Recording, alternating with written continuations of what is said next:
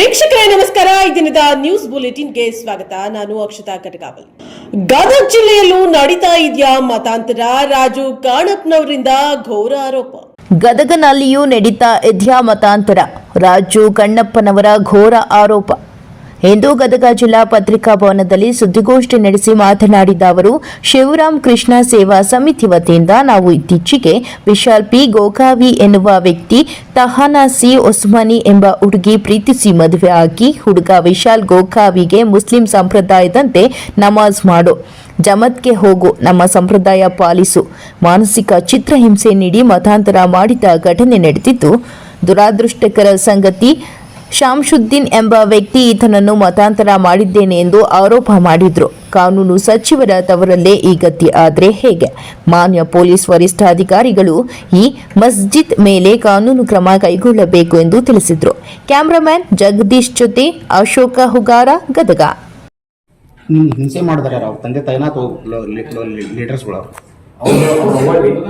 ಅವ್ರ ಹುಡುಗಿ ಅವ್ರ ಮಾಮಾರಿ ಏನ್ ಹೇಳ್ತಿದ್ರಿ ನೀನು ಮಸೂದಿಗೆ ಹೋಗ್ಬೇಕು, ಜಮಾತಿಗೆ ಹೋಗ್ಬೇಕು, ನಮಾಜಿಗೆ ಹೋಗ್ಬೇಕು, ಮತ್ತೆ ನಮಾಜಿಗೆ ನಾ ಹೋಗ್ತೀನಿ ಅನ್ನೋದು ನಂಗೆ ಪ್ರೂಫ್ ಬೇಕು. ಹುಡುಗಿ ಅಂತಿದ್ರಿ ಅವ್ರ ಮಾಮನ್ ಕಳಿಸ್ಕೊಡ್ತಿದ್ರಿ. ದಾವಲ್ ಸಾಬ್ ಇಬ್ರಾಹಿಂ ಖಾನ್ ಅವ್ನು ಕಳಿಸ್ಕೊಡ್ತಿದ್ಲು.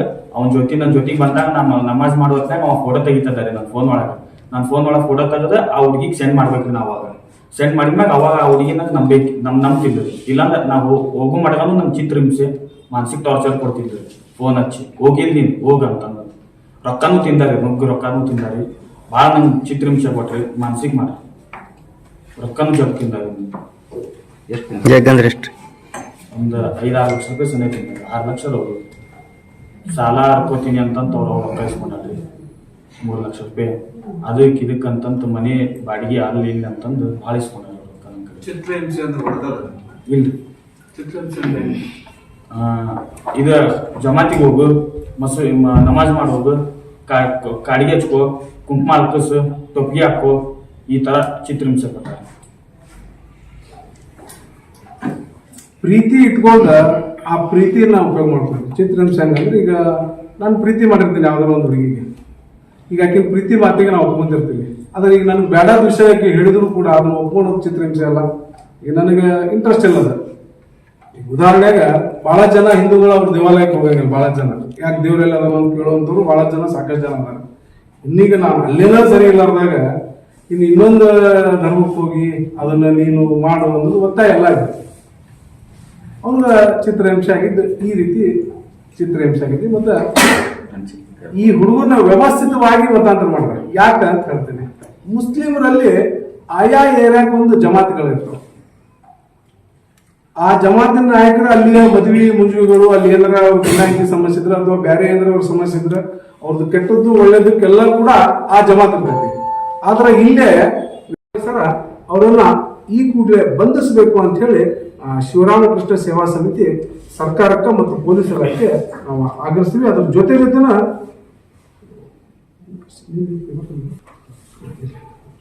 ಪೊಲೀಸ್ ವರಿಷ್ಠಾಧಿಕಾರಿಗಳು ಕೂಡ ನಾವು ಒಂದು ಮನವಿ ಕೊಟ್ಟಿವಿ ಮೊನ್ನೆ. ಏನಂತೇಳಿ, ಈಗ ಲವ್ ಜಾದ ಆಗೈತ್ರಿ, ಸರಬಷ್ಟ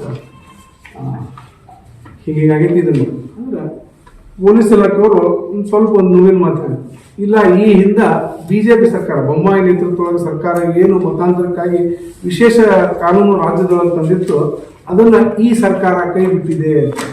ಅದಕ್ಕೆ ನಾನು ಇದು ಕಾನೂನು ಸಚಿವರ ತವರು ಜಿಲ್ಲೆ, ನಮ್ಮವರೇ ಅದರ ಕಾನೂನು ಸಚಿವರು HK ಪಾಟೀಲ್ ಅವ್ರ ತವರು ಜಿಲ್ಲೆಯಲ್ಲ. ಇವತ್ತು ಈ ರೀತಿ ಯುವಕರ ಪರಿಸ್ಥಿತಿ ಇದಾಗೈತಂದ್ರ ಇನ್ನ ಯುವತಿಯರ ಪರಿಸ್ಥಿತಿ ಹೇಗಿರ್ಬೋದು?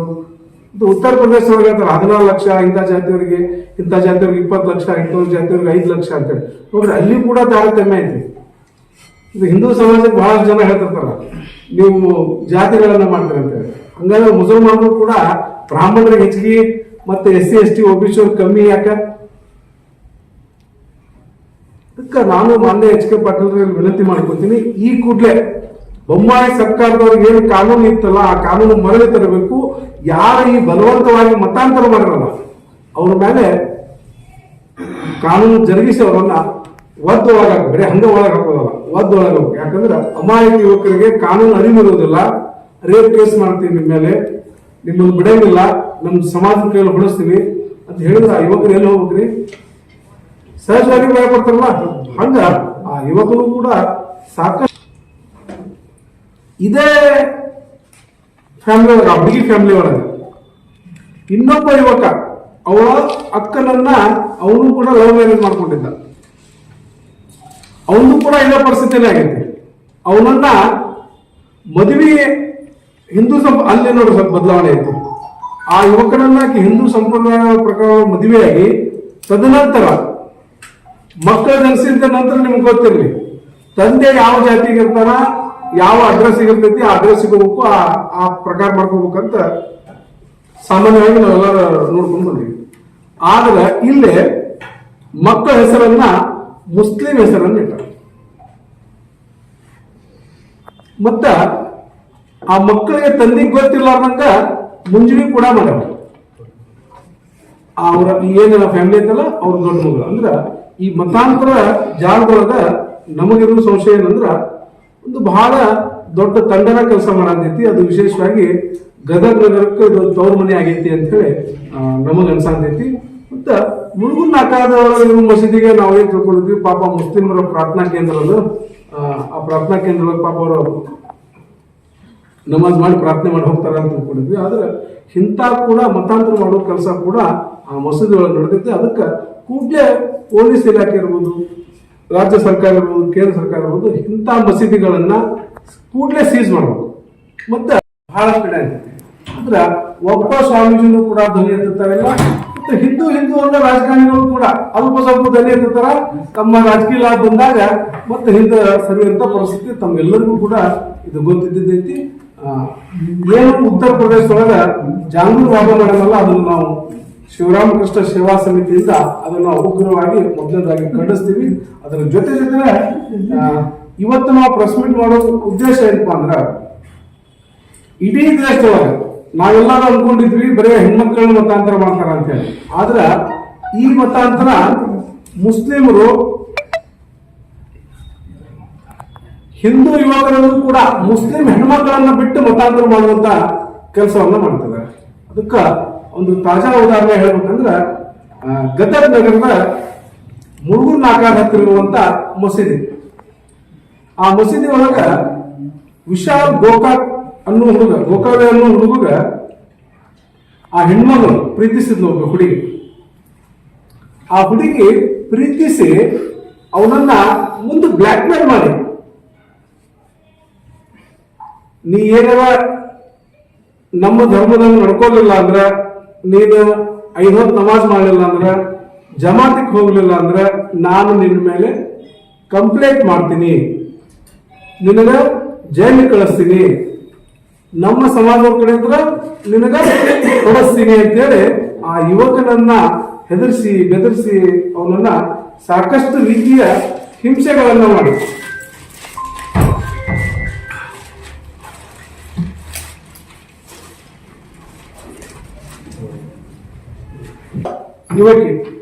ಇವತ್ತಿ ವಿಶಾಲ್ ಗೋಕಾವಿ ಅನ್ನೋ ಹುಡುಗನ್ನ ಪ್ರೀತಿಸಿ ಸಾಕಷ್ಟು ಅವನ ಮಾನಸಿಕವಾಗಿ ಹಿಂಸೆ ಕೊಟ್ಟು ಅವನನ್ನ ಬಲವಂತದಿಂದ ಮಸೀದಿ ಕಳಿಸಿ ಹೋಗ್ಬೇಕು. ಹೋಗಿ ಹಂಗ ಸುಮ್ಮನಲ್ಲ, ಅದ್ರ ಜೊತೆ ಅವ್ರ ಸೋದರ ಅವನ ಹಿಂದೆ ಹೋಗಿ ಅವ ನಮಾಜ್ ಮಾಡಿಸ್ಕೊಂಡು ಅದನ್ನ ಫೋಟೋ ಹೊಡೆದು ವಿಡಿಯೋ ಮಾಡಿ ಆಕಿ ಕಳಿಸ್ಬೇಕು. ಅಂದಾಗ ಹೆಣ್ಮಗಳು ಸುಮ್ಕೊಂಡಿರ್ತಾವ. ಹಂಗ ಚಿತ್ರದುರ್ಗ ಜಿಲ್ಲೆ ಚಳ್ಳಕೆರೆಯಲ್ಲಿ ಶಕ್ತಿ ಯೋಜನೆ 500 ಕೋಟಿ ಪ್ರಯಾಣಿಕರ ಸಂಚಾರ ಹಿನ್ನೆಲೆ ಸಂಭ್ರಮಾಚರಣೆ. ಪಂಚ ಗ್ಯಾರಂಟಿಯಲ್ಲಿ ಒಂದಾದ ಶಕ್ತಿ ಯೋಜನೆ ಅಡಿ ಕರ್ನಾಟಕದಲ್ಲಿ 500 ಕೋಟಿಗೂ ಹೆಚ್ಚು ಜನಸಾಮಾನ್ಯರು ಪ್ರಯಾಣಿಸಿದ್ದಾರೆ. ಹೀಗಂತ ಶಾಸಕ ಟಿ ರಘುಮೂರ್ತಿ ಹೇಳಿಕೆ ನೀಡಿದ್ದಾರೆ. ಚಿತ್ರದುರ್ಗ ಜಿಲ್ಲೆಯ ಚಳ್ಳಕೆರೆ ನಗರದ ಸರ್ಕಾರಿ ಬಸ್ ನಿಲ್ದಾಣದಲ್ಲಿ ಆಯೋಜಿಸಿದ್ದ ಪಂಚ ಗ್ಯಾರಂಟಿಯಲ್ಲಿ ಒಂದಾದ ಶಕ್ತಿ ಯೋಜನೆಗೆ ಚಾಲನೆ ನೀಡಿ ಬಸ್ಸಿಗೆ ಪೂಜೆ ಸಲ್ಲಿಸಿ ಮಾತನಾಡಿದರು. ನಮ್ಮ ಕಾಂಗ್ರೆಸ್ ಸರ್ಕಾರ ಚುನಾವಣೆ ವೇಳೆ ಪಂಚ ಗ್ಯಾರಂಟಿಯನ್ನ ಕೊಡುತ್ತೇವೆ ಎಂದು ಭರವಸೆಯನ್ನ ನೀಡಿದ್ದೆವು. ಈ ಕಾರಣದಿಂದ ಮಹಿಳೆಯರಿಗೆ ಪಂಚ ಗ್ಯಾರಂಟಿಯನ್ನ ಕೊಟ್ಟು ನಮ್ಮ ಕಾಂಗ್ರೆಸ್ ಸರ್ಕಾರ ನುಡಿದಂತೆ ನಡೆದಿದೆ. ನಮ್ಮ ಕಾಂಗ್ರೆಸ್ ಸರ್ಕಾರ ಕರ್ನಾಟಕದಾದ್ಯಂತ ಸುಮಾರು ಶಕ್ತಿ ಯೋಜನೆಯಡಿ 500 ಕೋಟಿಗೂ ಹೆಚ್ಚು ಪ್ರಯಾಣಿಕರು ಕರ್ನಾಟಕದಲ್ಲಿ ಪ್ರವಾಸ ಮಾಡಿದ್ದಾರೆ.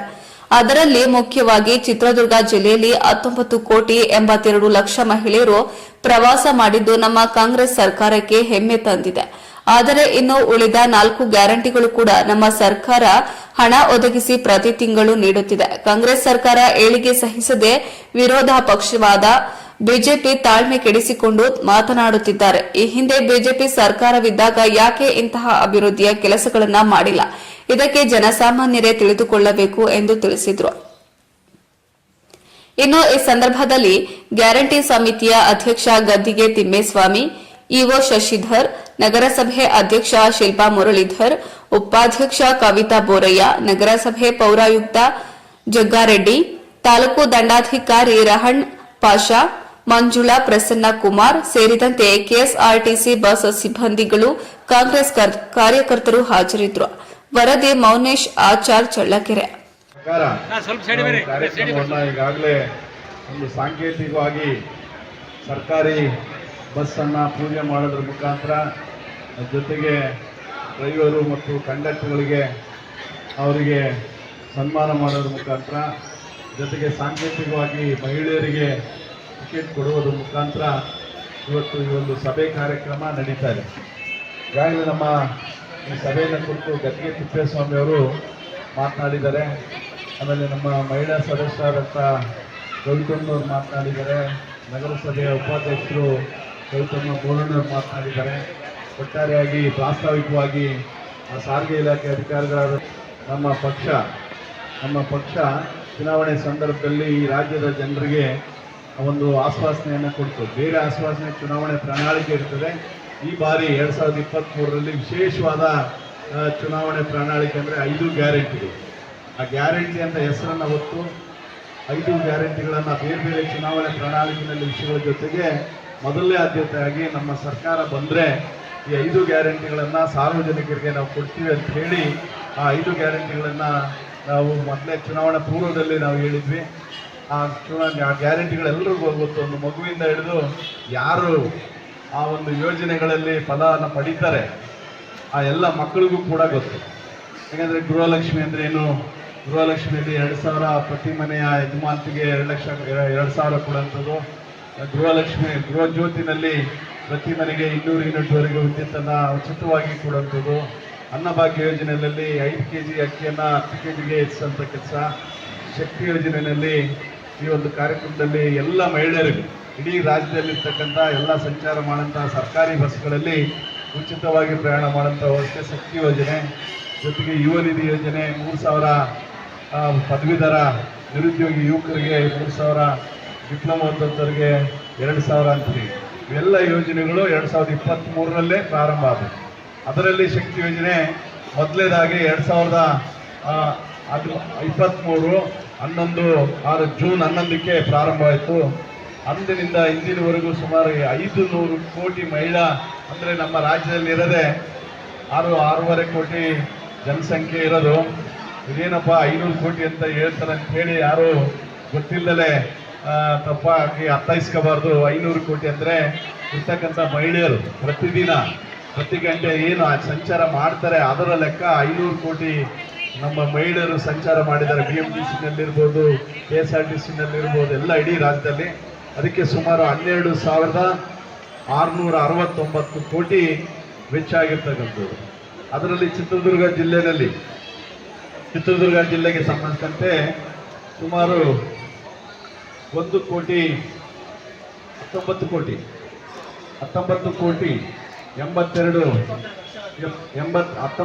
82 ಲಕ್ಷ ಮಹಿಳಾ ಪ್ರಯಾಣಿಕರು ಉಚಿತವಾಗಿ ಪ್ರಯಾಣ ಮಾಡಿದ್ದಾರೆ. ಅದು ನಮ್ಮ ಚಳ್ಳಕೆರೆ ಡಿಪೋಯಿಂದ ಸುಮಾರು 4,91 ಲಕ್ಷ. ಶಕ್ತಿ ಯೋಜನೆಯನ್ನು ಯಶಸ್ವಿಯಾಗಿ ಇವತ್ತು ನೆರವೇರಿಸಿದೆ ಅಂದರೆ ದೇಶದಲ್ಲಿ ಇಡೀ ರಾಜ್ಯದಲ್ಲಿನೇ ಫಸ್ಟು ಅಂತ ನಮ್ಮ ಸರ್ಕಾರ ಇವತ್ತು ಶಕ್ತಿ ಯೋಜನೆಯಲ್ಲಿ 500 ಲಕ್ಷ ಕೋಟಿ ಜನ ಇವತ್ತು ಬಸ್ಸಲ್ಲಿ ಫ್ರೀಯಾಗಿ ತಿರುಗಾಡಿರ್ತಕ್ಕಂಥ ವ್ಯವಸ್ಥೆ ಇದು ಕಾಂಗ್ರೆಸ್ ಪಕ್ಷದ ಸಾಧನೆ.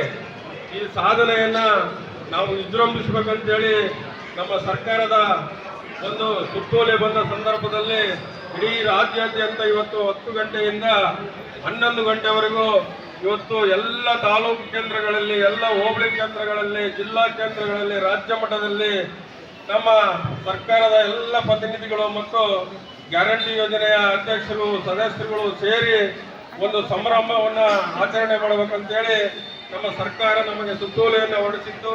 ಅದೇ ರೀತಿಯಾಗಿ ನನ್ನ ಜನಪ್ರಿಯ ಶಾಸಕರು ಎಷ್ಟೇ ಕೆಲಸದ ಒತ್ತಡ ಇದ್ರೂ ಸಹ ಯಾವುದೇ ಕಾರ್ಯಕ್ರಮ ಆದರೂ ತಾಲೂಕಿನಲ್ಲಿ ಯಶಸ್ವಿಯಾಗಿ ಇವತ್ತು ತಾಲೂಕಲ್ಲಿ ಇಂಥ ಒಂದು ಅಚ್ಚುಕಟ್ಟಾದ ಬಸ್ ಸ್ಟ್ಯಾಂಡು ಮತ್ತು ಇವತ್ತು ಜನಗಳು ಬೆಳಿಗ್ಗೆ ನಾವು 8 ಗಂಟೆಗಿಂತ ಬಂದಾಗ ಈ ಬಸ್ಗಳಲ್ಲಿ ಓಡಾಡ್ತಕ್ಕಂಥ ಮಹಿಳೆಯರನ್ನು ನೋಡಿದ್ರೆ ಬಹಳ ಸಂತೋಷ ಆಯಿತು. ಇವತ್ತು ಎಲ್ಲ ನಮ್ಮ ಬ್ಲಾಕ್ ಕಾಂಗ್ರೆಸ್ ಅಧ್ಯಕ್ಷರು ವಿರೋಧರಪ್ಪನವ್ರು ಹೇಳಿದರು, ನೋಡ್ರಿ ಇಂಥ ಒಂದು ಬಸ್ ಸ್ಟ್ಯಾಂಡ್ ಎಷ್ಟು ಜನ ಮಕ್ಕಳು ಇವತ್ತು 8 ರಿಂದ 9, 10 ಗಂಟೆವರೆಗೂ ಎಷ್ಟು ಜನ ಬಿಸಿಯಾಗಿತ್ತಂದ್ರೆ 10 ಗಂಟೆಗೆ ಬಸ್ ಸ್ಟ್ಯಾಂಡಲ್ಲಿ ನಿಂತ್ಕೊಳ್ಳೋಕ್ಕೂ ಜಾಗ ಇರಲಿಲ್ಲ, ಆ ಥರ ರಶ್ ಇತ್ತು. ಎಲ್ಲ ಹಳ್ಳಿಗಳಿಂದ ಬರ್ತಕ್ಕಂಥ ಕೂಲಿ ಕಾರ್ಮಿಕರು ಮತ್ತು ವಿದ್ಯಾಭ್ಯಾಸ ಮಾಡತಕ್ಕಂಥ ಮಕ್ಕಳು ಎಲ್ಲರಿಗೂ ಉಚಿತವಾಗಿ ಘೋಷಣೆಯನ್ನು ಮಾಡಿರ್ತಕ್ಕಂಥದಕ್ಕೆ ಇದು ಸಾಧನೆಯ ಸಮಾವೇಶ ಆಗಿ ಇವತ್ತು ರಾಜ್ಯಾದ್ಯಂತ ನಮ್ಮ ಕಾರ್ಯಕ್ರಮವನ್ನು ಯಶಸ್ವಿಯಾಗಿ ನಾವು ನಡೆಸ್ತಾ ಇದ್ದೇವೆ. ಅದೇ ಮೊದಲು ನಾವು ಏನು ಆಶ್ವಾಸನೆ ಕೊಟ್ವಿ, ಆಶ್ವಾಸನೆ ಕೊಟ್ಟ ಮೇಲೆ ನಮ್ಮ ಸರ್ಕಾರ ಬಂತು, ಬೇರೆ ಬೇರೆ ಕಾರಣಗಳಿಂದ ಬಂದಿದೆ, ಬರೀ ಗ್ಯಾರಂಟಿಗಳಿಂದ ಬಂದಿದೆ ಅಂತಲ್ಲ. ಆದರೆ ಆ ಬಂದಂಥ ಸಂದರ್ಭದಲ್ಲಿ ಇಡೀ ರಾಜ್ಯದ ಜನರು ಯಾರೆಲ್ಲ ಬಡತನದಲ್ಲಿರ್ತಾರೆ, ಯಾರಿಗೆ 2,000 ಅವಶ್ಯಕತೆ ಇರ್ತದೆ ಗೃಹಲಕ್ಷ್ಮಿ ಯೋಜನೆಯಲ್ಲಿ, ಯಾರಿಗೆ ಕರೆಂಟು ಕಟ್ಟಲಿಕ್ಕೆ ಶಕ್ತಿ ಇರಲ್ಲ ಅಂಥವ್ರು, ಯಾರಿಗೆ ಬಸ್ಸಲ್ಲಿ ಪ್ರಯಾಣ ಮಾಡಬೇಕಂದ್ರೆ ಮನೆಯಲ್ಲಿ ದುಡ್ಡಿರೋದಿಲ್ಲ, ಬಸ್ಗೆ ಹೋಗ್ಬೇಕು, ಎಲ್ಲ ಒಂದು ಕಾಯಿಲೆ ಆದಂಥ ಸಂದರ್ಭದಲ್ಲಿ, ಬೇರೆ ಬೇರೆ ಸಂದರ್ಭಗಳಲ್ಲಿ ಏನಾದರೂ ಅವರ ದಿನನಿತ್ಯ ಕೆಲಸಗಳಲ್ಲಿ ಗಾರ್ಮೆಂಟ್ ಫ್ಯಾಕ್ಟ್ರಿಗೆ ಹೋಗುವಂಥವ್ರು ಇರ್ಬೋದು, ಅವ್ರಿಗೆಲ್ಲರಿಗೂ ಕೂಡ ಬಹಳಷ್ಟು ಕಷ್ಟದ ವ್ಯವಸ್ಥೆ ಇತ್ತು. ಅಂಥವ್ರೆಲ್ಲರೂ ಕೂಡ ಆಗ್ಲಪ್ಪ ಅಂತ ಹೇಳ್ತಾ ಇದ್ರು, ಈ ಸರ್ಕಾರ ಬರಲಿ ಅಂತ ಆಶಿಸಿದ್ರು. ಅದಕ್ಕೆ ಸಂಬಂಧಿಸಿದಂತೆ ಈಗಾಗಲೇ 5 ಗ್ಯಾರಂಟಿಗಳಲ್ಲಿ ಈ ಶಕ್ತಿ ಯೋಜನೆ ಇವತ್ತು ನಾವೇನು ಕಾರ್ಯಕ್ರಮವನ್ನು ಮಾಡ್ತಾ ಇದ್ದೀವಿ, ಈ ಒಂದು ಕಾರ್ಯಕ್ರಮ ಅತ್ಯಂತ ಮುಖ್ಯವಾದಂಥದ್ದು. ವಿಶೇಷವಾಗಿ ಮಹಿಳೆಯರಿಗೆ, ದುಡಿಯುವ ವರ್ಗದವರಿಗೆ ಅತ್ಯಂತ ಉಪಯುಕ್ತವಾದ ಒಂದು ಕಾರ್ಯಕ್ರಮ. ಗ್ಯಾರಂಟಿಗಳನ್ನು ನಿರ್ವಹಣೆ ಮಾಡಬೇಕು. ಎಲ್ಲಾದರೂ ತಾಲೂಕು ಮಟ್ಟದ ಅಧಿಕಾರಿಗಳಿರ್ಬೋದು, ಜಿಲ್ಲಾ ಮಟ್ಟದ ಅಧಿಕಾರಿಗಳಿರ್ಬೋದು, ರಾಜ್ಯ ಮಟ್ಟದ ಅಧಿಕಾರಿಗಳಿರ್ಬೋದು, ಅದನ್ನು ಸರಿಯಾದ ರೀತಿಯಲ್ಲಿ ಅನುಷ್ಠಾನ ಮಾಡಲಿಲ್ಲ ಅಂದರೆ ಅದಕ್ಕೆ ಅದನ್ನು ನಿರ್ವಹಿಸಬೇಕು, ಅದನ್ನು ಉಸ್ತುವಾರಿ ವಹಿಸಬೇಕು, ಜವಾಬ್ದಾರಿ ವಹಿಸಬೇಕು ಅಂತ ಹೇಳಿ ಆ ಕಮಿಟಿಗಳ ಮುಖಾಂತರ ಯಶಸ್ವಿಯಾಗಿ ನಡೀತಾ ಇದೆ. ಅದು ನಮ್ಮ ತಾಲೂಕಲ್ಲಿ ಗದ್ಗೆ ತಿಪ್ಪೇಸ್ವಾಮಿ ಅವರ ನೇತೃತ್ವದಲ್ಲಿ ಎಲ್ಲ ನಮ್ಮ ಕಾಂಗ್ರೆಸ್ ಪಕ್ಷದ ನಮ್ಮ ಕೆಲವೊಂದು ಕಾರ್ಯಕರ್ತರು ಅದರ ನೇತೃತ್ವವನ್ನು ವಹಿಸಿದ್ದಾರೆ. ಅದು ಯಶಸ್ವಿಯಾಗಿ ನಡೀತದೆ, ಇನ್ನೂ ಕೂಡ ಯಶಸ್ವಿಯಾಗಿ ನಡೀಲಿ. ನಮ್ಮ ಗದ್ಗೆ ತಿಪ್ಪೇಸ್ವಾಮಿ ಅವರು ಹೇಳ್ತಾ ಇದ್ರು, ಏನು ಗೃಹಲಕ್ಷ್ಮಿ ಯೋಜನೆಯಲ್ಲಿ ಯಾವ್ಯಾವ ಕಮ್ಯುನಿಟಿಯವರು, ಯಾವ್ಯಾವ ಜಾತಿ, ಯಾವ್ಯಾವ ಧರ್ಮದವರು ಇದ್ದಾರೆ ಅಂತ ಹೇಳಿ ಅದನ್ನು ಗುರ್ತಾಕಿ ಕೊಟ್ಟಿದ್ದಾರೆ. ಇಲ್ಲಿ ಅದು ಇನ್ನೂ ವಿವರವಾಗಿ ಮಾಡಲಿ. ಇನ್ನು ಏನು ನಮ್ಮ ಏನು ಮಹಿಳಾ ಮತ್ತು ಮಕ್ಕಳ ಅಭಿವೃದ್ಧಿ ಇಲಾಖೆ ಅಧಿಕಾರಿಗಳು ಗೃಹಲಕ್ಷ್ಮಿಗೆ ಸಂಬಂಧಿಸಿದಂತೆ ವ್ಯತ್ಯಾಸ ಆಗ್ಬೋದು, ಆದರೆ ಪ್ರತಿ ಸಾರಿನೂ ಕೂಡ ನಿಮ್ಗೆ 2 ತಿಂಗಳು ಬಂದರೆ 1 ತಿಂಗಳು ಬರಲಿಲ್ಲ ಅಂದರೆ ಅದನ್ನು ಸೇರಿಸಿ ಕೊಡುವಂಥ ವ್ಯವಸ್ಥೆ ಆಗ್ತದೆ. ಹಾಗಾಗಿ ಯಾರೂ ಆತಂಕ ಪಡುವಂಥ ವ್ಯವಸ್ಥೆ ಇಲ್ಲ. ಹಾಗಾಗಿ ಈ ಸಂದರ್ಭದಲ್ಲಿ ನಮ್ಮೆಲ್ಲರಿಗೂ ಇಲ್ಲಿ ಬಂದು, ವಿಶೇಷವಾಗಿ ನಮ್ಮ ಮಹಿಳೆಯರು, ಇಲ್ಲಿ ಮಹಿಳೆಯರೆಲ್ಲ ಅನ್ನೋದಕ್ಕಿಂತ ನಮ್ಮ ಮಹಿಳಾ ಶಿಡ್ಲಘಟ್ಟದಲ್ಲಿ ಬಿಜೆಪಿ ಸೇವಾ ಸೌಧ ಕಚೇರಿಯಲ್ಲಿ ಸುದ್ದಿಗೋಷ್ಠಿ ನಿಖಿಲ್ ಕುಮಾರಸ್ವಾಮಿ. ದೇಶಕ್ಕೆ ಮೋದಿ, ರಾಜ್ಯಕ್ಕೆ ಕುಮಾರಸ್ವಾಮಿ, ಶಿಡ್ಲಘಟ್ಟಕ್ಕೆ ಮತ್ತೆ ರವಿಯಣ್ಣ ಎಂದು ಜೆಡಿಎಸ್ ಯುವ ರಾಜ್ಯಾಧ್ಯಕ್ಷ ನಿಖಿಲ್ ಕುಮಾರಸ್ವಾಮಿ ಹೇಳಿರೋದು ಅವರ ಪಕ್ಷದ ಅಭಿಪ್ರಾಯ ಹೊರತು ಬಿಜೆಪಿ ಮತ್ತು ಜೆಡಿಎಸ್ ಮೈತ್ರಿ ನಾಯಕರ ತೀರ್ಮಾನವಲ್ಲ. ಹೀಗಂತ ಜೆಡಿಎಸ್ ಜಿಲ್ಲಾಧ್ಯಕ್ಷ ಸಿಕಲ್ ರಾಮಚಂದ್ರ ಗೌಡ ತಿಳಿಸಿದ್ರು.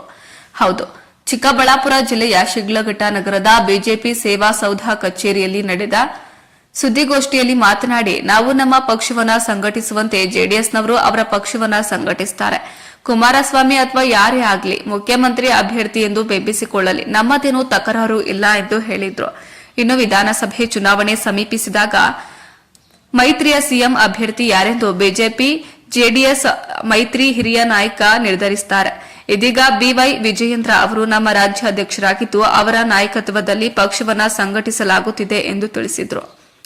ರಾಜ್ಯ ಮತ್ತು ಜಿಲ್ಲೆಯಲ್ಲಿ ಬಿಜೆಪಿ ಪಕ್ಷ ಅಸ್ತಿತ್ವದಲ್ಲಿ ಇಲ್ಲದಂತಹ ಸಮಯದಲ್ಲಿ ಪಕ್ಷವನ್ನ ಕಟ್ಟಿ ಬೆಳೆಸಿದ ಅನೇಕ ಹಿರಿಯ ನಾಯಕರು ಇದೀಗ ಸಕ್ರಿಯವಾಗಿಲ್ಲ. ಒಂದು ಕಾಲದಲ್ಲಿ ಪಕ್ಷವನ್ನ ಕಟ್ಟಿ ಬೆಳೆಸಿ ಜಿಲ್ಲೆಯಲ್ಲಿರುವ ಅಂತಹ ಎಲ್ಲರವರನ್ನ ಭೇಟಿ ಮಾಡಿ ಚರ್ಚಿಸಿ ಪಕ್ಷವನ್ನ ಕಟ್ಟುವ ಕೆಲಸದಲ್ಲಿ ಮತ್ತೆ ತೊಡಗಿಸಿಕೊಳ್ಳುವಂತೆ ಮಾಡಲಾಗುವುದು ಎಂದು ತಿಳಿಸಿದರು.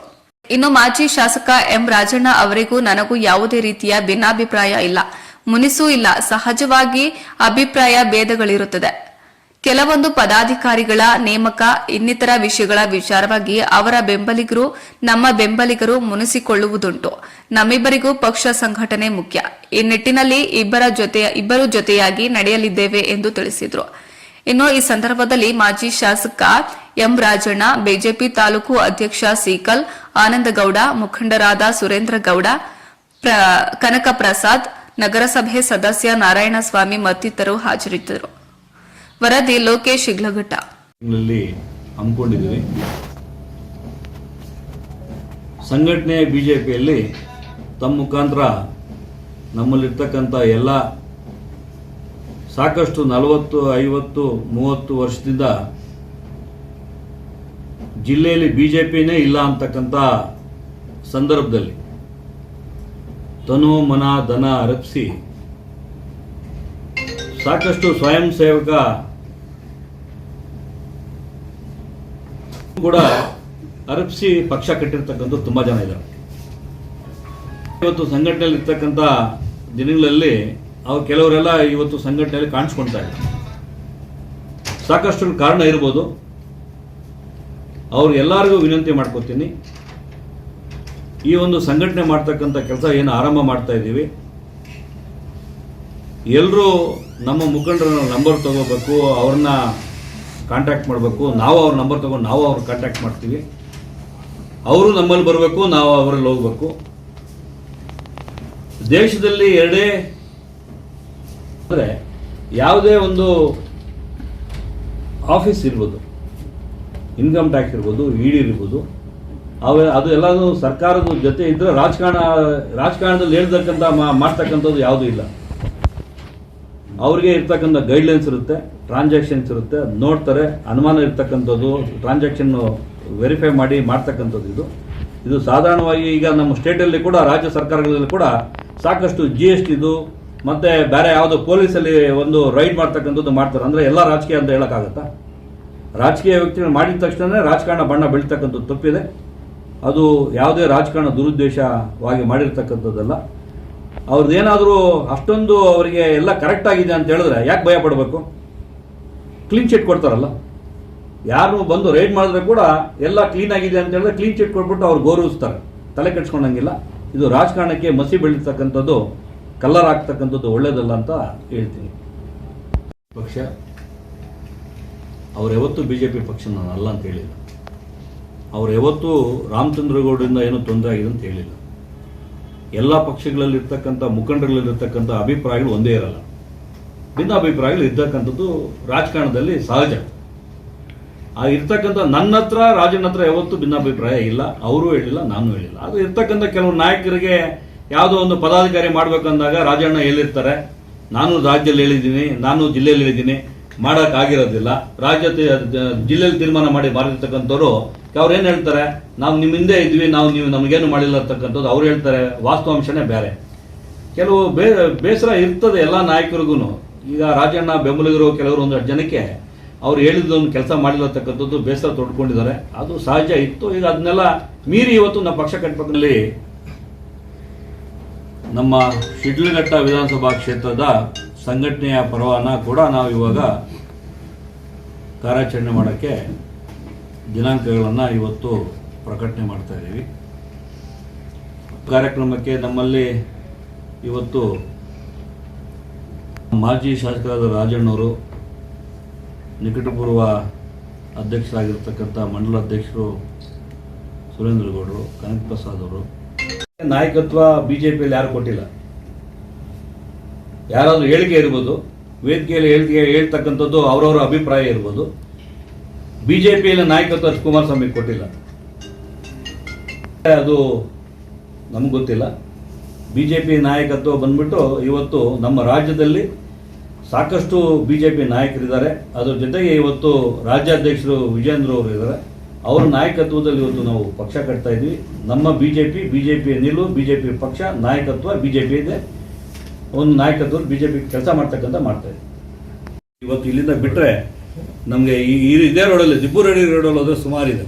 ಅದು ಬಿಟ್ಟು ನಮಗೆ ಈಗ ವೈಹುಣಸೆ ರೋಡಲ್ಲಿ ಈ ಕಡೆ ಹೋದರೆ ಸುಮಾರು ಜಮೀನಿದೆ, ವ್ಯವಸಾಯ ಮಾಡೋಕ್ಕೆ ಯೋಗ್ಯ ಇರ್ತಕ್ಕಂಥ ಜಮೀನಿದೆ, ಅಲ್ಲಿ ಬರಡು ಭೂಮಿ ಇದೆ, ಅಲ್ಲಿ ಬೆಳೆಗಳು ಇರ್ತಕ್ಕಂಥದ್ದು ಯಾರೂ ಇಲ್ಲ, ಅಲ್ಲಿ ತಗೊಳ್ಳಿ ಅಂತ ಹೇಳಾಗಿದೆ.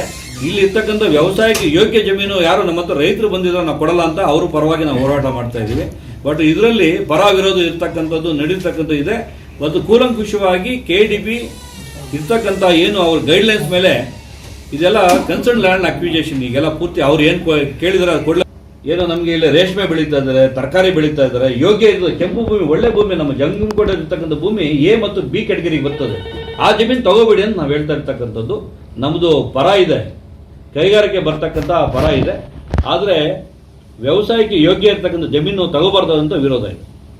ಸುಮಾರು 400-500 ಎಕರೆ ಬಂದ್ಬಿಟ್ಟು PSL ತಗೊಂಡಾಗಿದೆ ಆಲ್ರೆಡಿ ರೈತರಿಂದ. ತಗೊಂಡಾದ್ರೂ ಖಾತೆ ಮಾತ್ರ ರೈತರ ಹೆಸರು ಬರ್ತಾ ಇದೆ. ಅವ್ರಿಗೂ ಒಂದು ರೈತರಿಗೆ ಆಸೆ ಇದೆ, ಖಾತೆ ನಮ್ಮ ಹೆಸರು ಬರ್ತದೆ, ನಮ್ಗೆ ದುಡ್ಡು ಬರುತ್ತೆ ಅಂತ. ಅವ್ರಿಗೆ ಗೊತ್ತಿಲ್ಲ ರೈತರಿಗೆ ಪಾಪ. ಈಗ ದುಡ್ಡು ರಿಲೀಸ್ ಮಾಡಿದ್ರೆ ಯಾರು ಮಾಡ್ತಾರೆ? ಒಂದು ಡಿಸ್ಪ್ಯೂಟ್ ಇರೋ ಲ್ಯಾಂಡ್ಗೆ KDP ದುಡ್ಡು ಕೊಡ್ಬೇಕಂತಾರೆ ಕೋರ್ಟ್ ಕಟ್ತಾರೆ. ಕೋರ್ಟಲ್ಲಿ ತೀರ್ಮಾನ ಆಗಿ ರೈತರು ಬರೋದು ಎಷ್ಟು ವರ್ಷ ಆಗುತ್ತೆ? ತೀರ್ಮಾನ ಯಾರು ಮಾಡಬೇಕು? ಕೋರ್ಟಲ್ಲಿ ತೀರ್ಮಾನ ಆಗೋದು ಎಷ್ಟು ವರ್ಷ ಆಗುತ್ತೆ? ರೈತರು ಅಟ್ಲೀಸ್ಟ್ ಉಳುಮೆ ಮಾಡ್ತಾ ಇದ್ದಾರೆ. ಇವತ್ತು ಅವ್ರ ಹತ್ರ ರೈತರಿಗೆ ದುಡ್ಡು ಬರಲ್ಲ, ಜಮೀನು ಬರಲ್ಲ, ಎರಡೂ ಹೋಗುತ್ತೆ. ರೈತರಿಗೆ ಗೊತ್ತಿಲ್ಲ, ಇದು ತಿಳುವಳಿಕೆ ಹೇಳ್ಬೇಕಂತ ಜವಾಬ್ದಾರಿ ಇರೋರು ಹೇಳ್ಬೇಕಿದೆ. ಹಿಂದೆ ಆಗಲೇ ನಮ್ಮ ಸ್ನೇಹಿತರಲ್ಲಿ ಹಿಂದೆ ಪತ್ರಿಕಾಗೋಷ್ಠಿ ಮಾಡಿದ್ದ ಉದ್ದೇಶ, ಅವತ್ತು ಕೂಡ ನಾನು ರಾಮಚಂದ್ರಗೌಡರಾಗಲಿ ಇನ್ನೊಬ್ಬರಾಗಲಿ ಎಲ್ಲ ನಮ್ಮ NDAಯಲ್ಲಿ ಕೆಲವು ಮುಖಂಡರ ಅಥವಾ ನಮ್ಮ ಪಕ್ಷದ ಕಾರ್ಯಕರ್ತರನ್ನ ಎಲ್ಲೋ ಒಂದು ಕಡೆ ಲೋಕಸಭಾ ಚುನಾವಣೆ ಸಂದರ್ಭದಲ್ಲಾದಂಥ ಒಂದು ಕಹಿ ಅನುಭವದಿಂದ ಮಾಡಿದ್ವಿ. ಅದಾದ ನಂತರ ನಮ್ಮಲ್ಲಿ ಯಾವುದೇ ವೈಯಕ್ತಿಕ ಯಾವುದೇ ದ್ವೇಷಗಳಾಗಲಿ, ವೈಯಕ್ತಿಕ ರಾಜಕೀಯ ಜಿದ್ದಾಗಲಿ ಏನಿಲ್ಲ. ನಾವೆಲ್ಲರೂ ಕೂಡ ಸಾಮೂಹಿಕವಾಗಿ ಶಿಡ್ಲಘಟ್ಟ ವಿಧಾನಸಭಾ ಕ್ಷೇತ್ರದಲ್ಲಿ ಭಾರತೀಯ ಜನತಾ ಪಕ್ಷವನ್ನು ಸದೃಢ ಕಟ್ಟಬೇಕು. ಆ ಒಂದು ಸಣ್ಣ ಪುಟ್ಟ ವೈಮನಸ್ಸುಗಳನ್ನೆಲ್ಲ ನಾವೆಲ್ಲ ಬದಿಗೊತ್ತು. ಇವತ್ತು ರಾಮಚಂದ್ರಗೌಡನ ಇವತ್ತು ಜಿಲ್ಲಾ ಗೌರವಾನ್ವಿತ ಅಧ್ಯಕ್ಷರಾಗಿ ನಮ್ಮ ವರಿಷ್ಠರು ಮಾಡಿದ್ದಾರೆ. ಅವರು ಕೂಡ ಇದುವರೆಗೂ ತಮ್ಮ ಪತ್ರಿಕಾಗೋಷ್ಠಿ ಎಲ್ಲವನ್ನು ಸವಿಸ್ತಾರವಾಗಿ ತಿಳಿಸ್ಕೊಟ್ಟಿದ್ದಾರೆ. ಶಿಡ್ಲಘಟ್ಟ ವಿಧಾನಸಭಾ ಕ್ಷೇತ್ರದಲ್ಲಿ ನಾವು ನಮ್ಮ ಭಾರತೀಯ ಜನತಾ ಪಕ್ಷದ ಶಕ್ತಿಯನ್ನು ಇನ್ನು ವೃದ್ಧಿ ಮಾಡಬೇಕು, ದ್ವಿಗುಣಗೊಳಿಸಬೇಕು. ಪಕ್ಷಕ್ಕೆ ಇನ್ನು ಬೇರೆ ಬೇರೆ ಪಕ್ಷದಿಂದ ಎಲ್ಲ ಸಮಾಧಾನಕ್ಕೆ ವೈಯಕ್ತಿಕವಾಗಿ ಆದ್ರಿಂದ NDA ಸಂದರ್ಭದಲ್ಲಿ ಮೊನ್ನೆ ನಡೆದಂಥ ಸಭೆಯಲ್ಲೂ ಕೂಡ ನಾನು ಪತ್ರಿಕಾಗೋಷ್ಠಿ ನಿಮ್ಗೆ ಕ್ಲಿಯರಾಗಿ ಹೇಳಿದ್ದೀನಿ. ಹಲವಾರು ಉದಾಹರಣೆಗಳು ಕೊಟ್ಟಿದ್ದೀನಿ, ಪದೇ ಹೇಳೋದು ಬೇಡ. ಅವೆಲ್ಲ ಮುಗಿದ ಅಧ್ಯಾಯ. ಮುಂದೆ ನಾವು ಪಕ್ಷವನ್ನು ಸದೃಢವಾಗಿ ಕಟ್ಟಿ ಈ ಶಿಡ್ಲಘಟ್ಟ ವಿಧಾನಸಭೆಗೆ ನಿಮ್ಮೆಲ್ಲರ ಸಹಕಾರ, ಜನರ ಆಶೀರ್ವಾದ, ಮತದಾರರ ಆಶೀರ್ವಾದದಿಂದ BJP ಶಕ್ತಿಯುತ ಬೆಳೆಸಿ ಮುಂದಿನ ವಿಧಾನಸಭಾ ಚುನಾವಣೆಯಲ್ಲಿ ಮುಂದೆ ಬರುವಂಥ ಗ್ರಾಮ ಪಂಚಾಯತ್ ಇರ್ಬೋದು, ತಾಲೂಕ್ ಪಂಚಾಯತ್, ಜಿಲ್ಲಾ ಪಂಚಾಯತ್ ಭಾರತೀಯ ಜನತಾ ಪಕ್ಷದ ಹೆಚ್ಚು ಬಹುಮತವನ್ನು ಗಳಿಸಿ ಹೆಚ್ಚಿನ ಸ್ಥಾನವನ್ನು ಗಳಿಸಬೇಕು ಅಂತ ನಮ್ಮೆಲ್ಲ ಮೂಲ ಉದ್ದೇಶ. ಅವರು ಹೇಳಿದ್ದಾರೆ ಪದೇ. ಶಿವಮೊಗ್ಗದಲ್ಲಿ ಸಿಗಂದೂರು ಸೇತುವೆ ಶುಭಾರಂಭಕ್ಕೆ ಕಾಗೋಡು ತಿಮ್ಮಪ್ಪ ಮನೋಲ್ಲಾಸ. ವರದಿ ರಮೇಶ್ ಡಿಜಿ, ಆನಂದಪುರ, ಶಿವಮೊಗ್ಗ. ಸಿಗಂದೂರು ಸೇತುವೆ ಶುಭ ಆರಂಭಕ್ಕೆ ಮಾಜಿ ವಿಧಾನ ಪರಿಷತ್ ಅಧ್ಯಕ್ಷ ಕಾಗೋಡು ತಿಮ್ಮಪ್ಪ ಮನೋಲ್ಲಾಸರವರು ಸೋಮವಾರ ಬೆಳಗ್ಗೆ ಭಾರತದಲ್ಲಿ ಅತಿ ದೊಡ್ಡ ಕೇಬಲ್ ನೆಟ್ವರ್ಕ್ ಸೇತುವೆಯಾದ ಶ್ರೀ ಸಿಗಂದೂರು ಚೌಡೇಶ್ವರಿ ಅಂಬರಗೂಡ್ಲು ಸೇತುವೆ ಶುಭ ಆರಂಭದ ಕುರಿತು ಸಂತಸ ವ್ಯಕ್ತಪಡಿಸಿದ್ರು. ಈ ಸಂದರ್ಭದಲ್ಲಿ ತಾವು ಶಾಸಕರಿದ್ದಾಗಿಂದಲೂ ಸಿಗಂದೂರು ಸುತ್ತಮುತ್ತಲಿನ ಜಾಗ ಮುಳುಗಡೆ ಪ್ರದೇಶವಾಗಿದ್ದು, ಅಂದಿನಿಂದಲೇ ಸರ್ಕಾರದ ಗಮನಕ್ಕೆ ತಂದು ಹಲವಾರು ಚಳುವಳಿಗಳು ಕಾಂಗ್ರೆಸ್ಸಿನ ಮುಖಂಡತ್ವದಲ್ಲಿ ಮಾಡಿ ಸೇತುವೆ ನೂತನ ನಿರ್ಮಾಣಕ್ಕೆ ಆಗಿನ ಶಾಸಕರ ಗೆದ್ದಾಗಲೇ ಹಣವನ್ನ ಇಟ್ಟಿದ್ದೆವು. ಅಂದು ಪಟ್ಟ ಶ್ರಮ ಇಂದು ನನಸಾಯಿತು ಎಂದು ಸಾರ್ವಜನಿಕರ ಎದುರುಗಡೆ ಮಾಧ್ಯಮದಲ್ಲಿ ಹರ್ಷವನ್ನ ವ್ಯಕ್ತಪಡಿಸಿದ್ರು. ಅಲ್ಲದೆ ಸಾಗರ ಕ್ಷೇತ್ರದ ಈಗಿನ ಕಾಂಗ್ರೆಸ್ ಪಕ್ಷದ ಜನಪ್ರಿಯ ಶಾಸಕರಾದಂತಹ ಗೋಪಾಲಕೃಷ್ಣ ಬೇಳೂರು ಕೂಡ 2008ರಲ್ಲಿ ಬಿಜೆಪಿಯ ಮುಖ್ಯಮಂತ್ರಿ ಆದಂತಹ BS ಯಡಿಯೂರಪ್ಪನವರಿಗೆ ಮನವಿ ಪತ್ರವನ್ನ ಕೊಟ್ಟು ಅವರು ಕೂಡ ಪಾದಯಾತ್ರೆಯನ್ನ ಮಾಡಿ ಚಳವಳಿಯನ್ನ ಮಾಡಿ ಸೇತುವೆ ನಿರ್ಮಾಣಕ್ಕೆ ಅವರು ಕೂಡ ಪಾಲುದಾರರು ಎಂದು ಮೆಚ್ಚುಗೆಯನ್ನ ವ್ಯಕ್ತಪಡಿಸಿದ್ರು. ಸೇತುವೆ ವಿಷಯಕ್ಕೆ ಸಂಬಂಧಪಟ್ಟಾಗ ವಿಶೇಷವಾದಂಥ ಕಾರ್ಯಕ್ರಮ ಇದು. ಆ ಸೇತುವೆ ಅಂದರೆ ಸಾಮಾನ್ಯವಾದಂಥ ಸೇತುವೆ ಅಲ್ಲ. ಬಹುಶಃ ಇತ್ತೀಚಿನ ದಿನಗಳಲ್ಲಿ ಅಷ್ಟು ಖರ್ಚಿನಿಂದ ಇಷ್ಟು ದೊಡ್ಡ ಸೇತುವೆಯನ್ನು ಮಾಡಿರ್ತಕ್ಕಂಥದ್ದು ಇದು ಮೊದಲೇ ಬಂದಿದೆ. ಇದಕ್ಕೆ ಹೆಚ್ಚು ಕಡಿಮೆ 500 ಕೋಟಿ ದೊಡ್ಡ ಸೇತುವೆ ಇದು. ನಾನೇ ಈ ಸೇತುವೆ ಮಾಡೋಕ್ಕೆ ಅದಕ್ಕೆ ಬೇಕಾದ ಹಣವನ್ನು ಒದಗಿಸಿಕೊಟ್ಟು ಕೆಲಸ ಪ್ರಾರಂಭ ಮಾಡಿದ್ವಿ. ಭಾಳ ವರ್ಷ ಹಿಡಿತು, ಆದರೂ ಯಶಸ್ವಿಯಾಗಿ ಇವತ್ತು ಪೂರೈಸಿದೆ. ಅದನ್ನು ಇಷ್ಟು ಜನರ ಸಮ್ಮುಖದಲ್ಲಿ ಉದ್ಘಾಟನೆ ಮಾಡಿ ಇವತ್ತು ಜನರಿಗೆ ಬಳಕೆಗೆ ಅದನ್ನು ಉಪಯೋಗಿಸಿದ್ದಾರೆ. ಇದು ಸಂತೋಷದ ಸಂದರ್ಭ. ಇದನ್ನು ತಮ್ಮೊಂದಿಗೆ ನಾನು ಹಂಚಿಕೊಂಡಿದ್ದೇನೆ. ಬೆಂಗಳೂರಿನಲ್ಲಿ ಅಂಬೇಡ್ಕರ್ ಪುತ್ಥಳಿ ನಿರ್ಮಾಣಕ್ಕೆ ಎವಿಬಿಪಿ ಅಡ್ಡಿ. ಅಂಬೇಡ್ಕರ್ ಕಂಚಿನ ಪುತ್ಥಳಿ ನಿರ್ಮಾಣಕ್ಕೆ ಪೊಲೀಸರಿಂದ ಅಡ್ಡಿ, ದಲಿತ ಪರ ಸಂಘಟನೆಗಳಿಂದ ಠಾಣೆ ಮುತ್ತಿಗೆ. ಡಾಕ್ಟರ್ ಬಿಆರ್ ಅಂಬೇಡ್ಕರ್ ಅವರ ಕಂಚಿನ ಪುತ್ಥಳಿ ಸ್ಥಾಪನೆಗೆ ಪೊಲೀಸ್ ಇಲಾಖೆ ವಿರೋಧ ವ್ಯಕ್ತಪಡಿಸುತ್ತಿದೆ ಎಂದು ಆರೋಪಿಸಿ ದಲಿತ ಪರ ಸಂಘಟನೆಗಳು ಪೊಲೀಸ್ ಠಾಣೆಗೆ ಮುತ್ತಿಗೆ ಹಾಕಿರುವ ಘಟನೆ ಬೆಂಗಳೂರಿನ ವರ್ತೂರು ಪೊಲೀಸ್ ಠಾಣೆಯಲ್ಲಿ ನಡೆದಿದೆ. ಈ ಕುರಿತು ಮಾತನಾಡಿದ ಬಿಎಸ್ಎಸ್ ರಾಷ್ಟ್ರೀಯ ಅಧ್ಯಕ್ಷ ಹೂಡಿ ರಾಮಚಂದ್ರ ಅವರು, ವರ್ತೂರಿನ ಗಾಂಧಿ ವೃತ್ತದಲ್ಲಿ ಈ ಹಿಂದೆಯೇ ಅಂಬೇಡ್ಕರ್ ಅವರ ಭಾವಚಿತ್ರ ಇರುವ ನಾಮಫಲಕ ಇದ್ದು ಅದು ಹಾಳಾದ ಕಾರಣ ಅದೇ ಜಾಗದಲ್ಲಿ ಅಂಬೇಡ್ಕರ್ ಅವರ ಕಂಚಿನ ಪುತ್ಥಳಿ ನಿರ್ಮಾಣ ಮಾಡಲು ಗ್ರಾಮಸ್ಥರ ಅನುಮತಿ ಪಡೆದು ಎಲ್ಲರ ಒಪ್ಪಿಗೆ ಮೇರೆಗೆ ಅಂಬೇಡ್ಕರ್ ಅವರ ಪುತ್ಥಳಿ ನಿರ್ಮಾಣಕ್ಕೆ ಕೈ ಹಾಕಿದ್ದೇವೆ. ಆದರೆ ಕೆಲವರ ಒತ್ತಡಕ್ಕೆ ಪೊಲೀಸರು ಮಣಿದು ಅಂಬೇಡ್ಕರ್ ಅವರ ಪುತ್ಥಳಿ ನಿರ್ಮಾಣ ಮಾಡಲು ಅಡ್ಡಿಪಡಿಸುತ್ತಿದ್ದಾರೆ. ಇದೇ ರೀತಿ ಮುಂದುವರೆದರೆ ಉಗ್ರ ಹೋರಾಟ ಮಾಡುವುದಾಗಿ ಎಚ್ಚರಿಕೆ ನೀಡಿ ಪುತ್ಥಳಿ ನಿರ್ಮಾಣಕ್ಕೆ ಸಹಕರಿಸುವಂತೆ ದಲಿತ ಪರ ನಾಯಕರು, ಕನ್ನಡ ಪರ ಸಂಘಟನೆಗಳು ಹಾಗೂ ರೈತ ಪರ ಸಂಘಟನೆಗಳು ಸೇರಿ ಪೊಲೀಸರಿಗೆ ಮನವಿ ಪತ್ರವನ್ನು ನೀಡಿದ್ದೇವೆ ಎಂದರು. ನಾನು ನಿಮ್ಮ ಭಾರತೀಯರ ಸೇವಾ ಸಮಿತಿ ರಾಷ್ಟ್ರೀಯ ಅಧ್ಯಕ್ಷರು ರಾಮಚಂದ್ರ ಹೂಡಿಚಿನ್ನಿ. ಇವತ್ತೇನು ವರ್ತೂರು ವಿಭಾಗದಲ್ಲಿ ವರ್ತೂರು ಒಂದು ಗಾಂಧಿ ಸರ್ಕಲ್ ಅಂತ ಒಂದು ಜಾಗ ಇದೆ, ಅದು ಸರ್ಕಾರಿ ಜಾಗ. ಅಲ್ಲಿ ಅಂಬೇಡ್ಕರ್ ಅವರ ಒಂದು ಬೋರ್ಡನ್ನು, ಒಂದು ಗ್ರಾಮ ಶಾಖೆಯನ್ನು ಉದ್ಘಾಟನೆ ಮಾಡಿ ಸುಮಾರು 25ರಿಂದ 30 ವರ್ಷಗಳಾಗಿರುತ್ತೆ. ಪ್ರತಿ ವರ್ಷವೂ ಅಂಬೇಡ್ಕರ್ ಜಯಂತಿ ಆಗಿರ್ಬೋದು, ಯಾವುದೇ ಒಂದು ನಾಡ ಹಬ್ಬ, ಇನ್ನೂ ಥರ ಯಾವುದೇ ಒಂದು ಹೋರಾಟಗಳಾಗಲಿ, ಇನ್ನಿತರ ಯಾವುದೇ ಒಂದು ವೇದಿಕೆಗಳಾಗಲಿ, ಅಲ್ಲಿ ಒಂದು ಪುಷ್ಪಮಾಲೆಯನ್ನು ಅರ್ಪಿಸಿ ತದನಂತರ ಕಾರ್ಯಕ್ರಮಗಳನ್ನು ಚಾಲನೆ ಕೊಡೋದು ಆ ವರ್ಷ ನಡ್ಕೊಂಡು ಬಂದಿದೆ. ಅದೇ ರೀತಿ ಅಲ್ಲಿ ಪಕ್ಕದಲ್ಲಿ ಮಹಾತ್ಮ ಗಾಂಧಿಯವರ ಸ್ಟ್ಯಾಚ್ಯೂ ಇದೆ, ಮತ್ತು ಒಂದು ರಾಷ್ಟ್ರ ಧ್ವಜಸ್ತಂಭನೂ ಒಂದು ನೆಟ್ಟಿದ್ದಾರೆ. ಅಲ್ಲಿ ಪಕ್ಕದಲ್ಲೇ ಇರ್ತಕ್ಕಂಥ ಒಂದು ಬೋರ್ಡ್ ಕೆಳಗಡೆ ಒಂದು 2 ಅಡಿ ಒಂದು ಪಿಲ್ಲರನ್ನು ಕಟ್ಟಿ ಅಂಬೇಡ್ಕರ್ ಅವರ ಏನು ಬೋರ್ಡ್ ಹತ್ರ ಒಂದು ಅಂಬೇಡ್ಕರ್ ಅವರಿಗೆ ಒಂದು ಪುಷ್ಪಮಾಲೆ ಹಾಕೋದಕ್ಕೆ ಜಾಗ ಇಲ್ಲ ಅನ್ನೋ ಲೆಕ್ಕದಲ್ಲಿ ಒಂದು ಚಿಕ್ಕದಾಗಿ ಒಂದು ಸ್ಟ್ಯಾಚ್ಯೂವನ್ನು ಇಟ್ಟು ಅಂಬೇಡ್ಕರ್ ಅವರ ಜಯಂತಿ ಆಗಲಿ, ಅವರಿಗೆ ಒಂದು ಪುಷ್ಪಮಾಲೆ ಅರ್ಪಿಸೋದಕ್ಕಾಗಲಿ ಒಂದು ಅವಕಾಶ ಮಾಡಬೇಕು ಅಂತ ಹೇಳ್ಬಿಟ್ಟು ನಮ್ಮ ದಲಿತ ಮುಖಂಡರು ಮಾದೇಪುರ ಕ್ಷೇತ್ರದ ವತಿಯಿಂದ ಎಲ್ಲ ನಮ್ಮ ಸೀನು ಮತ್ತು ಎಲ್ಲ ತಂಡದವರು ಅದನ್ನು ಪ್ರಯತ್ನ ಮಾಡಿ ಎಲ್ಲರೂ ಸ್ವತಃ ಅವರೇ ಸ್ವಂತ ಖರ್ಚಿಂದ ಮಾಡಿ ಅದನ್ನು ಉದ್ಘಾಟನೆ ಮಾಡಬೇಕು ಅನ್ನೋ ಉದ್ದೇಶದಿಂದ ಮಾಡಕ್ಕೆ ಹೋದರೆ ಇಲ್ಲಿರ್ತಕ್ಕಂಥ ಸವರ್ಣೀಯವರು ನೇರವಾಗಿ ಹೇಳಬೇಕಾಗುತ್ತೆ, ಅಲ್ಲಿ ಮಹಾತ್ಮ ಗಾಂಧಿ ಅವರಿಗೆ ಕೊಡುವಂಥ ಗೌರವ ನಿಮಗೆ ಭಿಕ್ಷೆ ಕೊಟ್ಟಂಥ, ನಿಮಗೆ ಸಂವಿಧಾನ ಮೀಸಲಾತಿ ಕೊಟ್ಟಂಥ ಅಂಬೇಡ್ಕರ್ ಅವರ ಪ್ರತಿಭೆಯನ್ನು ಇಡೋದಕ್ಕೆ ವಿರೋಧ ಮಾಡ್ತೀರಂದರೆ ನಿಜವಾಗ್ಲೂ ನೀವು ಅಂಬೇಡ್ಕರ್ ಅವರ ವಿರೋಧಿಗಳು, ಅಂಬೇಡ್ಕರ್ ಸಂವಿಧಾನದ ವಿರೋಧಿಗಳು. ನೇರವಾಗಿ ಅವ್ರ ಮೇಲೆ ಅಟ್ರಾಸಿಟಿ ಕೇಸ್ ಹಾಕೋದು ನಿಜವಾಗ್ಲೂ ಗ್ಯಾರಂಟಿನೇ ಇದು. ಯಾಕೆಂದರೆ ಇವತ್ತು ಅಂಬೇಡ್ಕರ್ ಅವ್ರಿಗೆ ವಿರೋಧ ಮಾಡುವಂಥ ಕೆಲಸ ಮಾಡ್ತಾ ಇದ್ದಾರೆ ಅಂದರೆ ಇದು ಉದ್ದೇಶಪೂರ್ವಕವಾಗಿ ಮಾಡ್ತಾ ಇದ್ದಾರೆ. ಅಂಬೇಡ್ಕರ್ ಅಂದರೆ ಒಂದು ದಲಿತ ಸಮುದಾಯಕ್ಕೆ ಮೀಸಲೇನೋ ಅನ್ಕೊಂಡ್ಬಿಟ್ಟಿದ್ದಾರೆ. ನೀವು ಇತಿಹಾಸ ತಿಳ್ಕೊಳ್ಳಿ ಸ್ವಾಮಿ, ನೀವು ಯಾರು ಇವತ್ತು ವಿರೋಧ ಮಾಡ್ತಾ ಇದ್ದೀರಾ ಇತಿಹಾಸ ತಿಳ್ಕೊಳ್ಳಿ.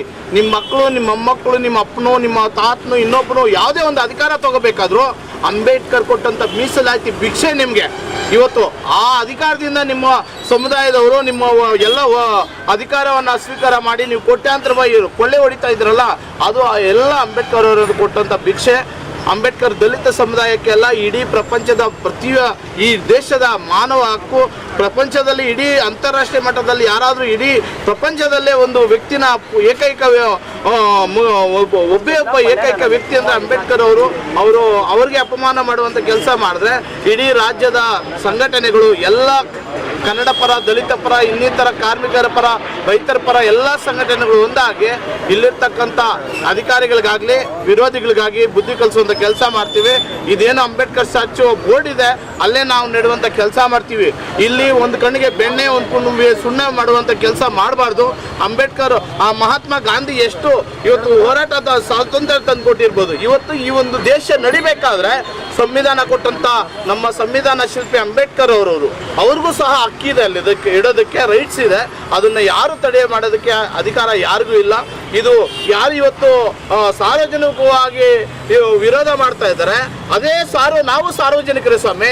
ನಮಗೂ ಅಂಬೇಡ್ಕರ್ ಅವರ ಒಂದು ಪೂಜೆ ಮಾಡಬೇಕು, ಅವರ ಗೌರವ ಸಲ್ಲಿಸುವಂಥ ಕೆಲಸ ನಾವು ಮಾಡಬೇಕು. ಅದೇ ಸಾರ್ವಜನಿಕರೇ ನಾವು ಯಾಕೆಂದರೆ ಇವತ್ತು ಮಹಾತ್ಮ ಗಾಂಧಿ ಸ್ಟ್ಯಾಚ್ಯೂ ಇಡ್ತಾರೆ, ಆಮೇಲೆ ಧ್ವಜಾರೋಹಣ ಸ್ತಂಭ ಇಡ್ತಾರೆ, ಅಂಬೇಡ್ಕರ್ ಅವರ ಸ್ಟ್ಯಾಚ್ಯೂ ಇಡೋದಕ್ಕೆ ನಿಮ್ಗೆ ಏನು ವಿರೋಧ ಮಾಡೋದಕ್ಕೆ ಕಾರಣ ಏನು? ಅವ್ರಿಗೆ ಒತ್ತಡ, ರಾಜಕಾರಣಿಗಳ ಒತ್ತಡ, ಅಧಿಕಾರಿಗಳ ಒತ್ತಡ ಇರುತ್ತೆ. ಪಾಪ ಪೊಲೀಸರದ್ದು ಏನೈತೆ, ಅವ್ರು ಹೇಳಿದ ಕೆಲಸ ಇವ್ರು ಮಾಡ್ತಾರೆ. ಆದ್ರೂ ನಾನು ಹೇಳೋದು ಇಷ್ಟೇ, ಪೊಲೀಸ್ ಅಧಿಕಾರಿಗಳು ಇವತ್ತು ನೀವೇನಾದರೂ ಅಧಿಕಾರ ತಗೊಂಡಿದ್ದೀರಾ ಅಂದರೆ, ಯಾಕೆಂದರೆ ಹೇಳ್ತಾ ಇದ್ರು ಪ್ರತಿಯೊಬ್ಬ ಅಧಿಕಾರಿ ಪೊಲೀಸ್ ಅಧಿಕಾರಿ ಇಲ್ಲ. ಸಿರುಗುಪ್ಪದಲ್ಲಿ ಕನ್ನಡ ಮಾಧ್ಯಮ ಶಾಲಾ ಕಾಲೇಜುಗಳಿಗೆ ಅನುದಾನ ಬಿಡುಗಡೆಗೊಳಿಸುವಂತೆ ತಹಶೀಲ್ದಾರರಿಗೆ ಮನವಿಯನ್ನ ಮಾಡಲಾಯಿತು. ಕನ್ನಡ ಮಾಧ್ಯಮ ಶಾಲಾ ಕಾಲೇಜುಗಳನ್ನು ಅನುದಾನಗೊಳಿಸುವಂತೆ ತಹಶೀಲ್ದಾರರಿಗೆ ಮನವಿ. ಸಿರುಗುಪ್ಪ ನಗರದ ತಾಲೂಕು ಕಚೇರಿಯಲ್ಲಿ ಕರ್ನಾಟಕ ರಾಜ್ಯ ಅನುದಾನ ರಹಿತ ಶಾಲಾ ಕಾಲೇಜುಗಳ ಆಡಳಿತ ಮಂಡಳಿ ಮತ್ತು ನೌಕರರ ಒಕ್ಕೂಟದ ವತಿಯಿಂದ ಕನ್ನಡ ಮಾಧ್ಯಮದಲ್ಲಿನ ಶಾಲಾ ಕಾಲೇಜುಗಳಿಗೆ ಎಲ್ಲ ಭಾಗ್ಯಗಳ ಜೊತೆಗೆ ವೇತನದಾನ ಭಾಗ್ಯವನ್ನು ನೀಡುವಂತೆ ಕೋರಿ ತಹಶೀಲ್ದಾರ್ ಗೌಸಿಯಾ ಬೇಗಂ ಅವರ ಮೂಲಕ ಮುಖ್ಯಮಂತ್ರಿ ಅವರಿಗೆ ಮನವಿ ಸಲ್ಲಿಸಲಾಯಿತು. ನಂತರ ಸರ್ಕಾರಿ ನೌಕರರ ಭವನದಲ್ಲಿ ಪತ್ರಿಕಾಗೋಷ್ಠಿಯನ್ನು ಉದ್ದೇಶಿಸಿ ಮಾತನಾಡಿದ ಒಕ್ಕೂಟದ ರಾಜ್ಯ ಸಂಘಟನಾ ಕಾರ್ಯದರ್ಶಿ ಹಾಗೂ ವಿವೇಕಾನಂದ ಹಿರಿಯ ಪ್ರಾಥಮಿಕ ಪ್ರೌಢಶಾಲೆಯ ಅಧ್ಯಕ್ಷರಾದ ಎಂ ಮೌಲಾಲಿ ಅವರು, ರಾಜ್ಯದಲ್ಲಿ 389 ಪ್ರೌಢಶಾಲೆಗಳು, 210 ಪ್ರಾಥಮಿಕ ಶಾಲೆಗಳು, 135 ಕಾಲೇಜುಗಳು ಕನ್ನಡ ಮಾಧ್ಯಮದಲ್ಲಿವೆ. ಸರ್ಕಾರಕ್ಕೆ ಮನವಿ ಮಾಡುವುದೇನೆಂದರೆ, ಚುನಾವಣಾ ಪ್ರಣಾಳಿಕೆಯ ಘೋಷಣೆಯಂತೆ 1995ರಿಂದ 2012ರ ಒಳಗೆ ಪ್ರಾರಂಭವಾದ ಕನ್ನಡ ಮಾಧ್ಯಮ ಶಾಲಾ ಕಾಲೇಜುಗಳನ್ನು ಅನುದಾನಗೊಳಿಸಪಡಿಸಬೇಕು. ಇದರಿಂದಾಗಿ ಶಾಲಾ ಕಾಲೇಜುಗಳನ್ನು ನಿರ್ವಹಿಸುತ್ತಿರುವ ಆಡಳಿತ ಮಂಡಳಿಗೆ, ಕಾರ್ಯನಿರ್ವಹಿಸುತ್ತಿರುವ ಶಿಕ್ಷಕರಿಗೆ ಬದುಕು ರೂಪಿಸಲು ಸಾಧ್ಯವಾಗುತ್ತದೆ. ಅಲ್ಲದೆ ಮಕ್ಕಳಿಗೆ ಉತ್ತಮ ಸೌಲಭ್ಯಗಳು ದೊರೆತಂತಾಗುತ್ತದೆ. ಸರ್ಕಾರ ಈ ಅನುದಾನ ರಹಿತ ಕನ್ನಡ ಮಾಧ್ಯಮ ಶಾಲೆಗಳನ್ನು ಅನುದಾನಗೊಳಿಸಬೇಕೆಂದು ಒತ್ತಾಯಿಸಿದರು. ಜಿಲ್ಲಾಧ್ಯಕ್ಷರಾದ ಎನ್ ಪಂಪಾಪತಿ ಅವರು ಮಾತನಾಡಿ, ಕನ್ನಡ ಶಾಲೆಗಳು ಪ್ರಾರಂಭಿಸಲು ಷರತ್ತುಗಳು, ಖಾಸಗಿ ಶಾಲೆಗಳ ಶಿಕ್ಷಣ ಸಂಸ್ಥೆಗಳ ಅನುಮತಿ, ನವೀಕರಣ ಪ್ರಕ್ರಿಯೆ ಸರಳಗೊಳಿಸಬೇಕು. ಬಡ ಮಕ್ಕಳಿಗೆ ದಾರಿದೀಪವಾಗಿದ್ದ RTO ಕಾಯ್ದೆಯನ್ನು ಖಾಸಗಿ ಶಾಲೆಗಳಿಗೆ ಮರು ಜಾರಿ ಮಾಡಬೇಕು. ಉತ್ತರ ಕರ್ನಾಟಕ ಭಾಗದ 371 ಕಾನೂನಿನ ಅಡಿಯಲ್ಲಿ ಸಿಗಬೇಕಾದ ಎಲ್ಲ ಸೌಲಭ್ಯಗಳನ್ನು ಶಾಲೆಗಳಿಗೆ ನೀಡಬೇಕು. ಕನ್ನಡ ಶಾಲೆಯನ್ನು ಬಂದ್ ಮಾಡಿ ಕರ್ನಾಟಕ ಪಬ್ಲಿಕ್ ಶಾಲೆ ಪ್ರಾರಂಭಿಸುವುದನ್ನು ಕೈಬಿಡಬೇಕು. ಕನ್ನಡ ಶಾಲೆಗಳನ್ನು ರಕ್ಷಿಸುವ ಮೂಲಕ ಕನ್ನಡವನ್ನು ಉಳಿಸಿ ಬೆಳೆಸಬೇಕೆಂದು ಆಗ್ರಹಿಸಿದರು. ಇದೇ ವೇಳೆ ಸಿರುಗುಪ್ಪ ಶ್ರೀ ಯಲ್ಲಮ್ಮ ದೇವಿ ಪ್ರೌಢಶಾಲೆಯ ಸದಸ್ಯ ಶಬೀರ್ ವಾಸವಿ, ಹಿರಿಯ ಪ್ರಾಥಮಿಕ ಶಾಲೆಯ ಅಧ್ಯಕ್ಷ ಎಂ ಮಾರುತಿ ತೆಕ್ಕಲಕೋಟೆ, ಸ್ವಾತಿ ಹಿರಿಯ ಪ್ರಾಥಮಿಕ ಮತ್ತು ಪ್ರೌಢಶಾಲೆಯ ಕಾರ್ಯದರ್ಶಿ ಜೆ ಹನುಮಂತ ರೆಡ್ಡಿ ಇದ್ದರು. ನಂತರ ಇಲ್ಲಿವರೆಗೆ ಯಾವುದೇ ಅನುದಾನ ರಹಿತ ಕನ್ನಡ ಮಾಧ್ಯಮ ಶಾಲೆಗಳಿಗೆ ಅನುದಾನವನ್ನು ಘೋಷಣೆ ಮಾಡಿಲ್ಲ. ಹಾಗಾಗಿ ಅಲ್ಲಿ ಕೆಲಸ ಮಾಡ್ತಕ್ಕಂಥ ಎಲ್ಲ ಶಿಕ್ಷಕರ ಜೀವನ ಬಹಳಷ್ಟು ಅತಂತ್ರ ಸ್ಥಿತಿಯಲ್ಲಿದೆ. ಆ ಶಾಲೆಗಳು ಕನ್ನಡ ಮಾಧ್ಯಮ ಶಾಲೆಗಳಾಗಿರುತ್ತಾ ಹೆಚ್ಚಿನ ಶುಲ್ಕವನ್ನು ಕೂಡ ವಸೂಲು ಮಾಡಲಿಕ್ಕೆ ಸಾಧ್ಯ ಇಲ್ಲ. ಕಡಿಮೆ ಶುಲ್ಕದಲ್ಲಿ ಹೆಚ್ಚಿನ ವೇತನವನ್ನು ಕೂಡ ಶಿಕ್ಷಕರಿಗೆ ಕೊಡಲಿಕ್ಕೆ ಸಾಧ್ಯ ಆಗ್ತಾ ಇಲ್ಲ. ಅಂಥ ಒಂದು ಪರಿಸ್ಥಿತಿಯಲ್ಲಿ ಕಡಿಮೆ ವೇತನಕ್ಕೆ ಶಿಕ್ಷಕರು ಕೆಲಸ ಮಾಡ್ತಾ ಅವರ ಕುಟುಂಬದ ನಿರ್ವಹಣೆ ಮಾಡೋದು ತುಂಬ ಪ್ರಯಾಸದ ಕೆಲಸವಾಗಿದೆ. ಹಾಗೆಯೇ ಕನ್ನಡ ಮಾಧ್ಯಮ ಅನುದಾನ ರಹಿತ ಶಾಲೆಗಳಿಗೆ ಇರ್ತಕ್ಕಂಥ ಮಕ್ಕಳು ಕೂಡ ಬಡ ಮಕ್ಕಳು ಇದ್ದಾರೆ. ಅನುದಾನಕ್ಕೆ ಒಳಪಟ್ಟರೆ ಅಲ್ಲಿರ್ತಕ್ಕಂಥ ಮಕ್ಕಳಿಗೂ ಕೂಡ ಸರ್ಕಾರದಿಂದ ಸಿಗ್ತಕ್ಕಂಥ ಮಧ್ಯಾಹ್ನದ ಬಿಸಿ ಊಟ, ಮೊಟ್ಟೆ ಭಾಗ್ಯ, ಬಾಳೆಹಣ್ಣು, ಶೂ ಭಾಗ್ಯ ಮತ್ತು ಸಮವಸ್ತ್ರ ಇವೆಲ್ಲವೂ ಕೂಡ ನಮ್ಮ ಮಕ್ಕಳಿಗೂ ಕೂಡ ಸಿಗ್ತಾ ಇದ್ದಾವೆ. ಮಾಧ್ಯಮ ಶಾಲೆಗಳು ಅನುದಾನಗೊಳ್ಪಡ್ತಕ್ಕಂಥ ಶಾಲೆಗಳಿದ್ದಾವೆ. ಅಂದರೆ 1995ರಿಂದ 2000ರವರೆಗೆ ಮಾತ್ರ. ಸೊ 2000 ಬೇರೆ ಮಧ್ಯಂತರ ಶಾಲೆಗಳು ಅನೇಕ ಇದ್ದಾವೆ. ಮತ್ತು ಇಡೀ ಜಿಲ್ಲೆಯಲ್ಲಿ 52 ಶಾಲೆಗಳು ಅನುದಾನಗೊಳ್ಪಡ್ತಕ್ಕಂಥ ಶಾಲೆಗಳಿದ್ದಾವೆ. ಮತ್ತು ಕರ್ನಾಟಕ ರಾಜ್ಯದಲ್ಲಿ 386 ಪ್ರೌಢಶಾಲೆಗಳು ಮತ್ತು 210 ಪ್ರಾಥಮಿಕ ಶಾಲೆಗಳು, 135 ಕಾಲೇಜುಗಳು ಈ ಕರ್ನಾಟಕ ರಾಜ್ಯದಲ್ಲಿ ಅನುದಾನಗೊಳ್ಪಡ್ತಕ್ಕಂಥ ಇವೆಲ್ಲ ಶಾಲಾ ಕಾಲೇಜುಗಳಿವೆ.